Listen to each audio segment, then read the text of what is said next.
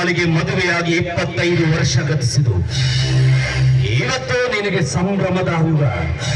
ಆದ್ರೆ ನನ್ನ ತಂದೆಗೆ ಇವತ್ತು ತನ್ನ ಮುಖವನ್ನು ವಿಕಾರ ಮಾಡಿಕೊಂಡಂತ ದಿನ.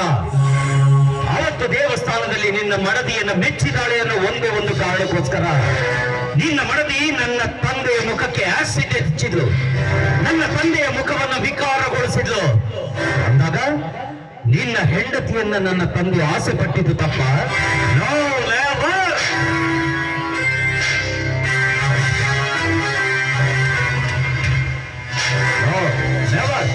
ಅದು ಯಾವ ಕಾಲಕ್ಕೂ ಸಾಧ್ಯ ಇಲ್ಲ. ನಿನ್ನ ಪ್ರಕಾರ ನಿನ್ನ ಮಡದಿಯನ್ನ ನನ್ನ ತಂದೆ ಆಸೆ ಪಟ್ಟಿದ್ದು ತಪ್ಪಿರಬಹುದು, ಆದ್ರೆ ನನ್ನ ಪ್ರಕಾರ ಮಾತ್ರ ಅದು ತಪ್ಪೇ ಅಲ್ಲ. ಯಾಕಂದ್ರೆ ನಾನು ತಂದೆಗೆ ತಕ್ಕ ಮಗ, ಇವನ ಸಿದ್ಧಾಂತಗಳನ್ನು ನೋಡಿಕೊಂಡು ಬೆಳೆದಂತ ಮಗ. ಯಾಕೆ ಅಪ್ಪಾಜಿ? ಹೌದು ತಾನೇ?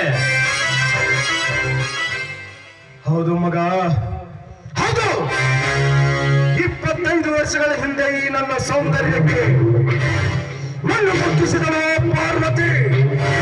ಆದರೆ 25 ವರ್ಷಗಳ ಹಿಂದೆ ನನ್ನಲ್ಲಿ ತುಂಬಿಕೊಂಡಿರುವಂತ ಚಂದ ಇನ್ನು ಈ ಹೃದಯದಿಂದ ಹೋಗಿಲ್ಲ.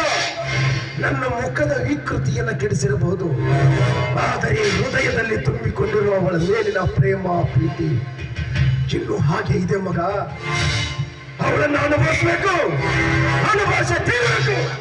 ಅಪ್ಪಾಜಿ, ದಿನನಿತ್ಯ ನಿಮ್ಮ ಮುಖವನ್ನು ನೋಡಿದಾಕ್ಷಣ ನನ್ನ ಮನಸ್ಸಿನಲ್ಲಿ ರೋಷಾಗ್ನಿಯ ಜ್ವಾಲೆ ಹೊತ್ತಿ ಉರಿತಾ ಇದೆ. ದಿನನಿತ್ಯ ನಿಮ್ಮ ಮುಖವನ್ನು ನೋಡಿದಾಕ್ಷಣ ಆ ರುದ್ರಕಾಂತನ ಮನೆಯನ್ನು ಸರ್ವನಾಶ ಮಾಡಬೇಕೆನ್ನುವ ಅಗ್ನಿ ಜ್ವಾಲೆ ನನ್ನ ಮನಸ್ಸಿನಲ್ಲಿ ಹೊತ್ತಿ ಉರಿತಾ ಇದೆ. ಆದ್ರೆ ಏನ್ ಮಾಡೋದಪ್ಪಾಜಿ, ಈ ಊರಿನಲ್ಲಿ ಆ ರುದ್ರಕಾಂತನ ಅಭಿಮಾನ ಜಾಸ್ತಿ ಆಗ್ತಾ ಇದೆ. ಅಭಿಮಾನ ಅಭಿಮಾನ ಅಭಿಮಾನ ಅಭಿಮಾನ ಅಂತೆ ಅಭಿಮಾನ.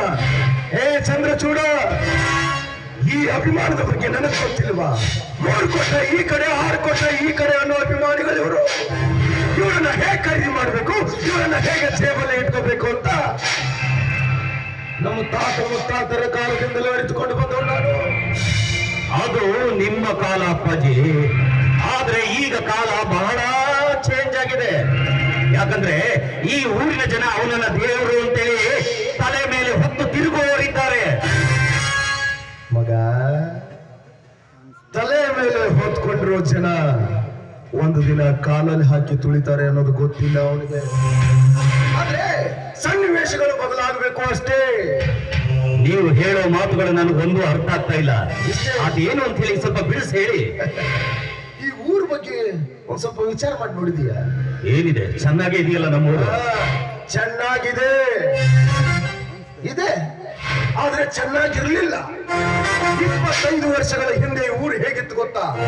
ಮನೆಗೊಬ್ಬ ಕುಡುಕ, ಮನೆಗೊಬ್ಬ ಕಳ್ಳ, ಬೀದಿಗೊಬ್ಬ ದರೋಡೆಕೋರ, ಇಂಥ ಕಳ್ಳ ಕಾಕರಿಂದ ತುಂಬಿಕೊಂಡಿತ್ತು ಈ ನನ್ನ ಊರು. ಇವಾಗ ಈ ರುದ್ರಕಾಂತನ ಅಧ್ಯಕ್ಷತೆಯಿಂದಾಗಿ ಊರು ಬೃಂದಾವನ ಆಗಿದೆ.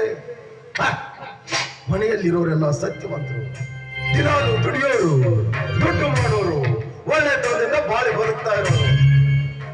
ಈ ಒಳ್ಳೆತನದಲ್ಲಿ ಹುಳಿ ಹಿಂಡಬೇಕಾದ್ರೆ ನಾವೇ ಇದಕ್ಕೆ ಏನಾದ್ರೂ ಒಂದು ಉಪಾಯ ಮಾಡ್ಬೇಕಲ್ವಾ? ಅಪ್ಪಾಜಿ, ಈ ನಿಮ್ಮ ಸಿದ್ಧಾಂತಗಳು ನನಗೆ ಅರ್ಥ ಆಗೋದಿಲ್ಲ. ನನ್ನ ಮನಸ್ಸಿನಲ್ಲಿ ಹೊತ್ತಿರುವ ಜ್ವಾಲೆ ಒಂದೇ ಒಂದು, ಆ ರುದ್ರಕಾಂತನ ಸಂಹಾರವಾಗಲೇಬೇಕು. ಅದಕ್ಕೋಸ್ಕರ ನಾನು ಏನು ಮಾಡಿದಕ್ಕೂ ಸಿದ್ಧ. ಈ ನಿನ್ನ ಸಿದ್ಧತೆಯ ಯುದ್ಧಕ್ಕೆ ಈ ಪೈರತಿ ಯಾವತ್ತೋ ಬದ್ಧ ಮಗ. ನೋಡು, ನಿನಗೊಂದು ಮಾತು ಹೇಳ್ತೀನಿ, ಅರ್ಥ ಮಾಡ್ಕೋ. ಹೇಳಿ. ಮೊದಲು ಈ ಊರಲ್ಲಿರೋ ಒಳ್ಳೆಯ ಗುಣಗಳನ್ನ ಹೊಡೆದು ಹಾಕಬೇಕು.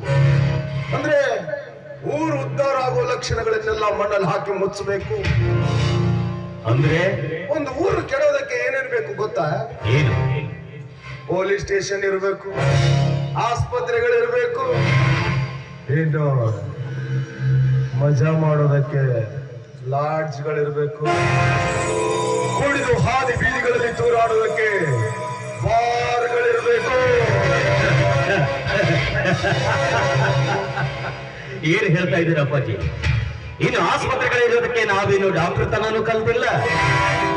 ಇನ್ನು ಕಳ್ಳರನ್ನು ಒದ್ದು ಒಳಗಡೆ ಹಾಕೋದಕ್ಕೆ ನಾವು ಪೊಲೀಸ್ ವೃತ್ತಿಯಲ್ಲೂ ಕೂಡ ಇಲ್ಲ. ಇನ್ನು ಮುಂದಿನ ಕೆಲಸಕ್ಕಾಗಿ ನಮ್ಮ ಹತ್ರ ಅಷ್ಟೊಂದು ಹಣ ಕೂಡ ಇಲ್ಲ. ಈಗ ಏನ್ ಮಾಡ್ಬೇಕು ಅದನ್ನ ಹೇಳಿ ಸಾಕು, ಆ ಕೆಲಸವನ್ನು ನಾನು ಮಾಡೇ ಮಾಡ್ತೀನಿ. ನಾನೊಂದು ಸ್ಕೂಲ್ ಕಟ್ತಾ ಇದ್ದೀನಿ ಊರಲ್ಲಿ, ಅಂದ್ರೆ ಯಾವ ಜನಗಳು ಸಹಾಯ ಮಾಡೋದಿಲ್ಲ.